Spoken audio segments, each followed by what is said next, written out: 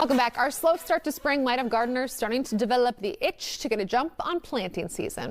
And if you don't have to wait for the ground to unfreeze to get those seedlings started indoors, Garden Guy Dale Kay is live this morning with some secrets to starting those garden staples, starting with tomatoes and pepper plants. Dale, you're giving them a little head start, little boost. Exactly. We're in a beautiful, nice, warm greenhouse. You mentioned an itch before. I've been wondering what that itch was. I'm literally itching to get started on planting, and fortunately now is the time you can start some of those warmer season crops like tomatoes and peppers that you mentioned. That's exactly what we're going to do this morning. I want to just show you behind here, literally thousands of baby plants just ready for spring. It's absolutely gorgeous in here. And what we want to do is kind of replicate this greenhouse in your greenhouse. So we've got to kind of accomplish that first. And it's quite amazing that the more extreme the temperatures are, the more sophisticated greenhouses are. If you were to go down to Florida or Louisiana, quite simple greenhouses.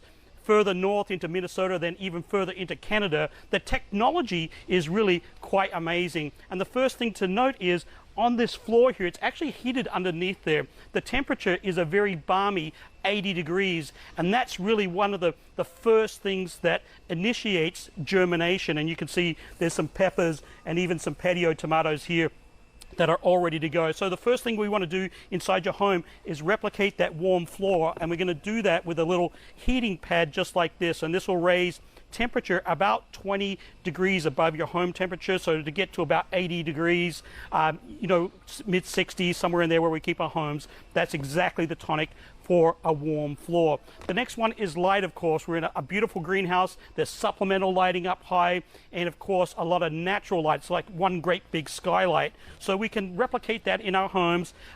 You can purchase little simple lamps like this, all the way up to more sophisticated grow lights, depending on really how much seeding you're doing, or even just next to a nice warm window is quite nice with a lot of sunlight, so you can do it that way as well.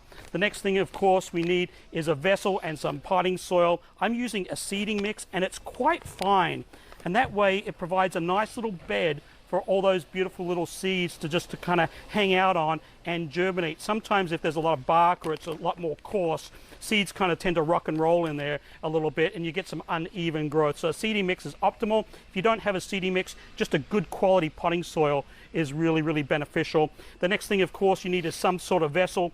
The choices are quite endless. I'm going to use a seeding flat like this because it's got a little plastic liner in there that's going to replicate the greenhouse. A couple other things that you really need is some plant stakes, because you want to write the names on there, because sometimes all these little baby seeds all look the same. So, and then of course you date it so you know where you're at.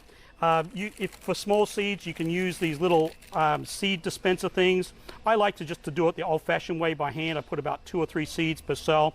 But if you're dealing with really fine seed, that can be beneficial. And maybe you just have some starter pots on hand, because as these begin to grow, you might want to size them up. So the fun part then is, of course, going to your favorite local garden shop and choosing some seeds. And this is the best part. You can grow your own food. It's a lot of fun. It's a lot healthier that way. You get to pick out some really cool varieties. There's literally hundreds and hundreds of different types of peppers and tomatoes. You can go to a garden shop, you can buy them online. No matter how you find them, they're as cheap as chips. Look at that, almost like just about $2 for some seeds. That is just amazing. So if you're looking for an economical way to garden, seeding, once you've got some basic supplies set up, really economical to seed as well. So I'm going to actually sow a variety of different types of tomatoes, because I like to use them. Oh, look at that. It's a little train of plants. It is so much like spring in here. It's totally amazing. I like all different types of tomatoes. Some of them I like to slice. You don't want all that juice running everywhere. Some of them I make homemade bruschetta, all sorts of things. So I do different varieties, but I'm going to start with this heirloom variety. It's called Bunny, And I like this variety because it's relatively fast to mature. It's one of those earlier varieties. It's also a great slicer. I'm also going to do a whole different variety, and I'm just going to pop. Oh, also on the back here is a bunch of information for days to harvest. And I'm going to let my tomatoes actually grow up quite tall. If they get leggy, that's fine because I can plant them deep. But I'm going to actually plant mine at the end of May. But no matter what you're sowing, there's a lot of great information there. I don't have my cheaters on, so I'm not not going to really look at it. But there's the tomato seeds themselves.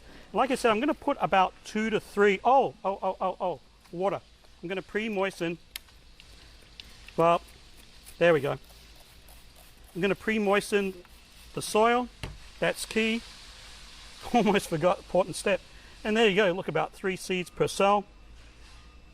And that way, I'm going to actually, if they all don't kind of work out or they actually don't quite all make it, I'm just going to pick the strongest of the bunch out of these and then let those grow on. I'm just going to tap those down and just kind of cover them up like that. So from there, this tray goes on the seeding pad, just like so. And of course, I'm going to take this little plastic tray here and put that over the top. That's going to replicate the greenhouse. The other great thing that you want to keep or pay attention to is air circulation. Once these seeds germinate, lots of light, some air circulation so things don't get moldy, and then don't have everything too close. Do that thinning so you're getting one good strong plant. You'll have a lot less disease problems that way. And then, of course, you can size them up, and then they go out in the garden once all the frost is out of the ground, of course. And for me, that ends up being towards the end of May. The warmer the soil, the better they'll grow. Back to you. A little taste of spring here in Inver Grove. We've got things we're already thinking. I mean, my husband's a big gardener too. I know we talk about this, Dale. He's ready to get the basement running. I know. He's ready.